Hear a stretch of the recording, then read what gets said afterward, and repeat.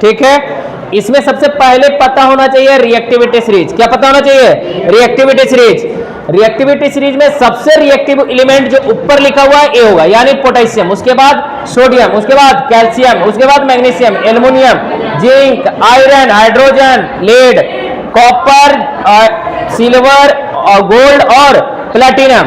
यानी तुम लोग ऊपर से 5 याद करो, फिर नीचे से याद रखना। देखो कभी सोना और प्लैटिनम ये सब जल्दी रिएक्शन करता है क्या? नहीं।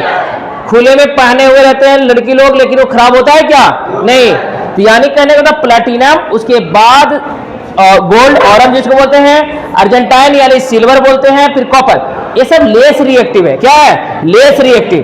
तो यहां से ऐसे भी कर सकते हो, ये सब लेस रिएक्टिव है। क्या है? Less reactive. और यहां से इस तरह कर दो, मोर रिएक्टिव। क्या है? More reactive. और यहां से ए वाला करो कि मिडिल में है ना, ये मतलब मिडिल टर्म है, मध्य रिएक्टिव बोल सकते हैं। तो यहां पे हम डिस्प्लेसमेंट रिएक्शन में सिंपल सी समझेंगे, ए लड़का, डिस्प्लेसमेंट रिएक्शन में सिंपल सी समझेंगे, जो मोर रिएक्टिव एलिमेंट होता है, यानी ऊपर वाला जो रिएक्टिव एलिमेंट है ना, वो नीचे वाले को क्या करेगा?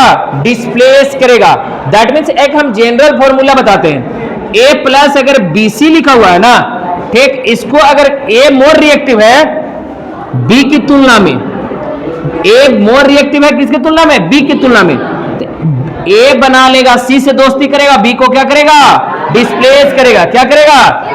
तो यहां से बोल सकते हैं A is more reactive compare to B. B की तुलना में ए क्या है? मोर रिएक्टिव है, इसीलिए ए क्या किया? डिस्प्लेस कर दिया। मोर रिएक्टिव है कंपेयर टू बी। यानी कहने का मतलब सिंपल से समझना, यहां सिंगल कंपाउंड्स क्या होता है? डिस्प्लेस होगा, इसलिए सिंगल डिस्प्लेसमेंट भी बोलते हैं इसको। क्या बोलते हैं? Single displacement. एक ही कंपाउंड में डिस्प्लेसमेंट हो रहा है। इसके बाद जो सेकेंड वाला पढ़ेंगे हम लोग, वो डबल डिस्प्लेसमेंट पढ़ेंगे। क्या पढ़ेंगे? Double displacement. उसमें क्या होगा? यहां भी अगर रहेगा ए बी और यहां रहेगा सी डी, तो एक दूसरे को ए डी को रख लेगा, सी बी के साथ, उसमें आयंस का एक्सचेंज होता है, जो डबल डिस्प्लेसमेंट में हम लोग पढ़ेंगे। तो इसका डेफिनेशन किस तरह लिख सकते हैं? In this reaction more reactive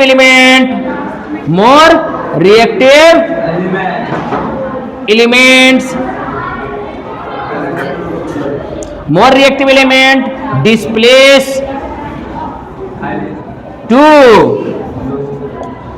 यानी मोर ज्यादा जो रिएक्टिव एलिमेंट होगा वो लेस रिएक्टिव एलिमेंट को displace to less reactive element is called displacement reaction. कोई यहां दिक्कत? अब बताओ डिस्प्लेसमेंट रिएक्शन। अब इसमें से एक एग्जांपल तुम लोग बताओ, कौन से एग्जांपल ले सकते हैं? बताओ। HCl, ठीक, एसिड है, अब प्लस से यहां सोडियम ले लेते हैं बाबू, यानी ये एसिड है हाइड्रोक्लोरिक एसिड, इसको सोडियम के साथ रिएक्शन करवाएं तो ये बना लिया बाबू आफ्टर रिएक्शन। ये सोडियम जो है हाइड्रोजन की तुलना में, हाइड्रोजन कहां पे था? यहां पे है, और सोडियम कहां पे है? सेकेंड हाईएस्ट रिएक्टिव एलिमेंट है, सेकेंड हाईएस्ट रिएक्टिव एलिमेंट है। यानी ये यहां से क्लोरीन को हमेशा क्या करेगा? अपने साथ रखेगा। यहां से बनेगा सोडियम क्लोराइड। क्या बनेगा? NaCl। क्या बनेगा? NaCl। That means sodium chloride. इसी को क्या बोलते हैं? Common salt. क्या बोलते हैं? Common salt. प्लस इधर क्या निकलेगा बाबू? H2। क्यों? क्योंकि हाइड्रोजन डायटोमिक एलिमेंट है, इसलिए H2 के फॉर्म में, बट बैलेंस नहीं है। यहां से 2 देंगे, यहां भी 2 देंगे, यहां 2 दे देंगे तो हो जाएगा। देखो 2Na 2Na 2Cl 2Cl हो गया बाबू। हाइड्रोजन 2 है, हाइड्रोजन 2, कोई दिक्कत यहां तक? यानी कौन डिस्प्लेस हो गया? हाइड्रोजन। कौन डिस्प्लेस हुआ? हाइड्रोजन। HCl एक कंपाउंड था, बट सोडियम एक एलिमेंट था। अब सोडियम एलिमेंट हाइड्रोजन को डिस्प्लेस करके क्लोरीन को क्या किया? अपने साथ कंबाइन करता है और एक नए सब्सटेंस फॉर्मेशन होता है सोडियम क्लोराइड। क्या होता है? Sodium chloride. एक और याद रखना, जब भी डिस्प्लेस करेगा ना तो 19% केसेस में नॉन मेटल ही क्या होगा? कंबाइन करेगा। नॉन मेटल ही कंबाइन करेगा। सोडियम के साथ कौन आया? नॉन मेटल, क्लोरीन आया ना।